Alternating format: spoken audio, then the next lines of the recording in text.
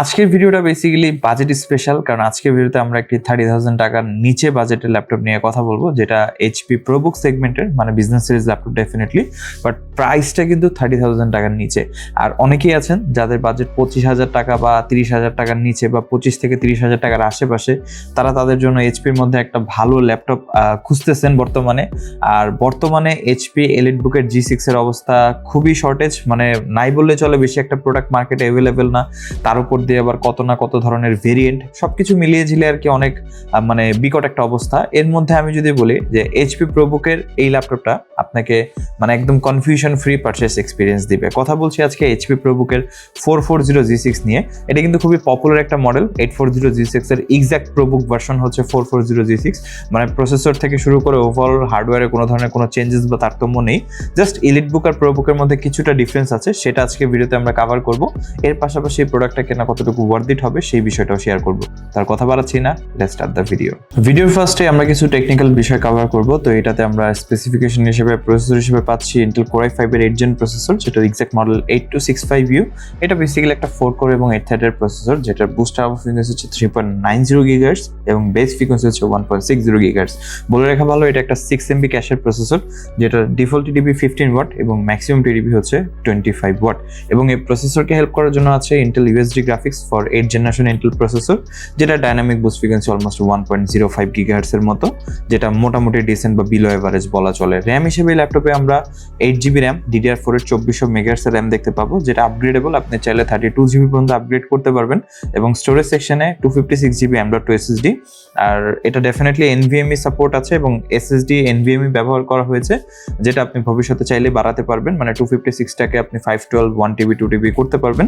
But unfortunate হচ্ছে swipe করে upgrade করতে হবে, কারণ এটাতে সিঙ্গেল স্লট সাপোর্ট পাচ্ছি আমরা। কানেক্টিভিটি সেকশনে এই ল্যাপটপে আমরা Wi-Fi 5 পাশাপাশি ব্লুটুথ 4.8 সাপোর্টও দেখতে পাবো। তো মোটামুটি ওয়্যারলেস কানেক্টিভিটি খুব ডিসেন্টই হবে বলাই চলে। ডিসপ্লে সেকশনে এই ল্যাপটপে আমরা বিলো এভারেজ টাইপের একটা ডিসপ্লে দেখতে পাবো। ইউজুয়ালি টিপিক্যালি যে ল্যাপটপগুলো এই বাজেটের মধ্যে আমরা দেখি বা যে ধরনের ডিসপ্লে আমরা এই বাজেট ল্যাপটপগুলোতে পাই, 45% NTSC এর একটা 14-inch IPS ডিসপ্লে। IPS হওয়াটা একটা প্লাস পয়েন্ট, যে ভিউইং অ্যাঙ্গেল খুবই ভালো পাবো আমরা। পিক ব্রাইটনেস 250 নিটস আছে, কন্ট্রাস্ট রেশিও 700:1 আছে, বাট 45% কালার অ্যাকুরেসি, একদম up to the mark colour accuracy এটার মধ্যে আমরা পাচ্ছি না। বাট বেসিক ইউজেসের ক্ষেত্রে বা এই ল্যাপটপটা যেই প্রাইস পয়েন্টে বিলং করে এবং এটার যে কাস্টমার বেস আছে তাদের কাজ অনুযায়ী এই ল্যাপটপটা I think more than enough. কারণ বেশিরভাগ ক্ষেত্রে 25 to 30,000 টাকা বাজেটে আসলে কেউ প্রফেশনালি গ্রাফিক ডিজাইন বা ফটো এডিটিং বা ভিডিও এডিটিং এর জন্য ল্যাপটপ পারচেস করেন না। Office Word, Excel, study purpose, documentation, web based purpose কাজগুলো হয়, বিশেষ করে data analyst, SEO marketing, digital marketing, এই ধরনের কাজগুলো আমরা করে থাকি এই বাজেটের যে ল্যাপটপগুলো দিয়ে বেশি।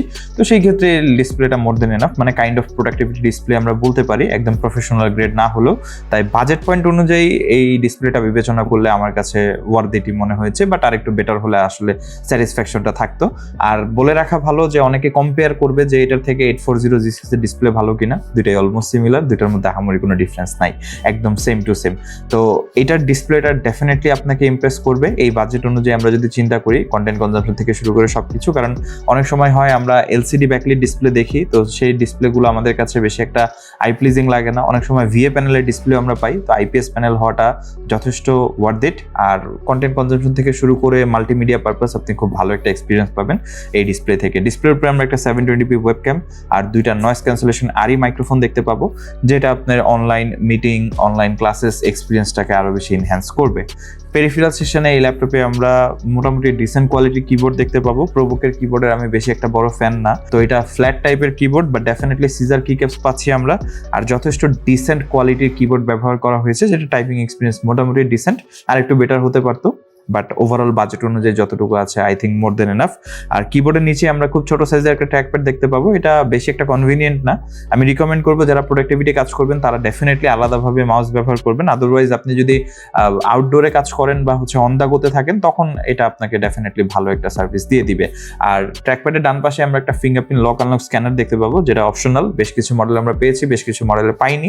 বাজেট ল্যাপটপগুলোতে না পাওয়ার চান্সেস বেশি থাকে। তারপর আপনারা যারা পারচেস করতে চান আর ফিঙ্গারপ্রিন্টটা আপনাদের ম্যান্ডেটরি বা প্রায়োরিটি থাকে তারা আগে আসবেন, আগে আসলে দেখা গেছে 2-3টা দেখে যেটাতে আছে সেটা আপনারা বেছে নিতে পারবেন, পরে আসলে হয়তো যেটাতে নাই সেটাই আপনাদেরকে নিতে হবে। পোর্টস হিসেবে এই ল্যাপটপে আমরা ডান পাশে দেখতে পাবো একটা কেনজিংটন লক, একটা USB 3.1, একটা এয়ার ভেন্ট যেটা বেসিক্যালি এক্সজস্ট ভেন্ট এবং একটা জিকার স্লট। এর পাশাপাশি বাম পাশে যদি আমরা লক্ষ্য করি একটা চার্জিং এসি পোর্ট, একটা টাইপ সি পোর্ট যেটা ডিসপ্লে আউটপুট সাপোর্টেড, একটা RJ45 1 গিগাবিট, একটা HDMI 2.0, 2টা USB পোর্ট যেটা 3.0, এর পাশাপাশি আরেকটা হেডফোন মাইক্রোফোন কম্বো জ্যাক। মানে প্রচুর পরিমাণে পোর্ট সেটআপ আছে। ইউজুয়ালি বাজেট ল্যাপটপগুলোতে আমরা পোর্টস অনেক বেশি ঘাটতি পাই, বাট এই ল্যাপটপে আমরা আসলে কোনো ধরনের কোনো পোর্টসে ঘাটতি পাবোই না বললেই চলে, কারণ RJ45 আছে, HDMI আছে, টাইপ সি পর্যন্ত আছে। একই সাথে আপনি এটাতে 2টা ডিসপ্লে আউটপুট নিতে পারবেন, মানে টাইপ সি দিয়ে এবং HDMI দিয়ে। RJ45 এ সরাসরি ল্যান কানেকশন করতে পারবেন, যারা নেটওয়ার্কিং এর কাজ করেন তাদের জন্য এটা বড় একটা প্লাস পয়েন্ট। 3টা USB পোর্ট আছে, এক্সট্রা পেরিফেরালস থেকে শুরু করে পেন ড্রাইভ, কিবোর্ড, মাউস সবকিছু এটাতে ফ্ললেসলি কানেক্ট করতে পারবেন। তো এটা একটা ভালো বিষয় যে সকল প্রয়োজনীয় পোর্টস এই ল্যাপটপে দেওয়া হয়েছে। ব্যাটারি সেকশনে এই ল্যাপটপে আমরা 45 ওয়াট আওয়ারের লিথিয়াম আয়ন ব্যাটারি দেখতে পাবো, যেটা basically 3 cell lithium ion battery, এবং এটার ব্যাটারি ব্যাকআপ খুবই ডিসেন্ট, যেহেতু প্রসেসরের ওভারঅল TDP হচ্ছে মাত্র 15 ওয়াট। তো ওভারঅল সব মিলিয়ে সর্বোচ্চ 20 ওয়াট বা 22 ওয়াটের মতো পাওয়ার কনজাম্পশন থাকবে। তো এই ব্যাটারি দিয়ে আপনি অলমোস্ট 3 থেকে 4 ঘন্টা বা তারও বেশি ব্যাটারি ব্যাকআপ পেয়ে যাবেন ডেলি ইউজ কেসের ক্ষেত্রে। তারপরেও কাজের ব্যতিক্রমে কম বেশি হয়, বাট নর্মাল ক্ষেত্রে যারা ব্যবহার করবেন তারা অলমোস্ট 3 ঘন্টা প্লাস ব্যাটারি ব্যাকআপ এই ল্যাপটপ থেকে অনায়াসে পেয়ে যাবেন। আর ফাইনালি যদি কথা বলে বিল কোয়ালিটি নিয়ে, প্রোবুক বা ইলিটবুক বিজনেস সিরিজ ল্যাপটপগুলোর বেনিফিটটাই হচ্ছে এই জায়গায় যে আপনি বাজেটের মধ্যে যে ল্যাপটপগুলো পাচ্ছেন সম্পূর্ণ মেটাল বডি, সলিড বিল কোয়ালিটি, এবং এগুলো লং টাইম ইউজ করার জন্য ভালো। মানে সহজে কোনো ধরনের কোনো প্রবলেম হবে না, যেমন প্লাস্টিক বিল কোয়ালিটির ক্ষেত্রে একটু ড্রব্যাক থাকে, বাট মেটাল বিল কোয়ালিটির ল্যাপটপগুলো লং লাস্টিং অনেক বেশি হয়।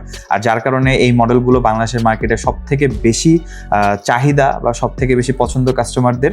আর প্রোবুকের ল্যাপটপটা খুবই স্টাইলিশ দেখতে, চারপাশে মেটাল ফিনিশিং, এটা টপ লিড সেকশন, কিবোর্ডের সেকশন এবং বটম সবগুলোই হচ্ছে মেটাল, এবং কি ট্র্যাকপ্যাডের সাইডে কিন্তু একটা শাইনি ফিনিশিং দেওয়া হয়েছে, যেটা আসলে আলাদাভাবে একটা চমৎকার প্রিমিয়াম লুক দিবে ল্যাপটপটাকে। ওভারঅল বলতে গেলে এই বাজেটে আসলে মেটাল বডি ডিভাইস, তাও আবার বিজনেস সিরিজের মধ্যে যেটা লাইফ স্প্যান অনেক বেশি, i5 8th জেনারেশন 8256GB এবং 840G6 এর থেকে বেটার অপশন বলা চলে এখন বর্তমানে, কারণ 840G6 বা হচ্ছে এই ধরনের ভেরিয়েন্টগুলোতে অনেকগুলো ভেরিয়েন্ট হয়, কাস্টমারদের অনেক বেশি মাথা ঘামাতে হয় বিষয়গুলো নিয়ে যে কোনো ধরনের কোনো প্রবলেম আছে কিনা, চেঞ্জেস থাকে কিনা এই বিষয়গুলো নিয়ে। বাট প্রোবুকের ক্ষেত্রে এরকম কোনো প্রবলেমই নাই, যে কোনো প্রোবুকে আপনি ইজিলি পারচেস করতে পারবেন উইদাউট এনি হেসেল। তো অবশ্যই আপনারা যোগাযোগ করবেন। আর ফাইনালি যদি কথা বলি এই প্রোডাক্টের প্রাইস নিয়ে, এই প্রোডাক্টটি আপনি আমাদের কাছ থেকে পারচেস করতে পারছেন মাত্র 27,990 টাকা। প্রোডাক্টটি আমাদের ওয়েবসাইটে অ্যাভেলেবেল আছে। বিস্তারিত জানার জন্য অবশ্যই ওয়েবসাইট ভিজিট করতে পারেন বা আমাদের নাম্বারে যোগাযোগ করে এই প্রোডাক্ট সম্পর্কে আরও বিস্তারিত তথ্য জানতে পারেন, বা সরাসরি আমাদের শপ ভিজিট করে প্রোডাক্টটি ফিজিক্যালি দেখে বসে চালিয়ে পারচেস করতে পারেন। না যারা ঢাকার বাইরে থেকে দেখছেন তারা বাংলাদেশের 64 জেলায় কুরিয়ারের মাধ্যমে খুব ইজিলি প্রোডাক্ট অর্ডার করতে পারবেন। জাস্ট আমাদের হোয়াটসঅ্যাপ নাম্বারে বা আমাদের ফোন নাম্বারে কল করে বা হোয়াটসঅ্যাপে ভিডিও কল, অডিও কলের মাধ্যমে দেখে আপনি আপনার প্রোডাক্ট কনফার্ম করে অ্যাডভান্স করে যে কোনো জেলায় আপনি প্রোডাক্টটি অর্ডার করতে পারবেন। তো অবশ্যই দেরি করবেন না, ভিজিট করবেন আমাদের শপ যদি পসিবল হয়।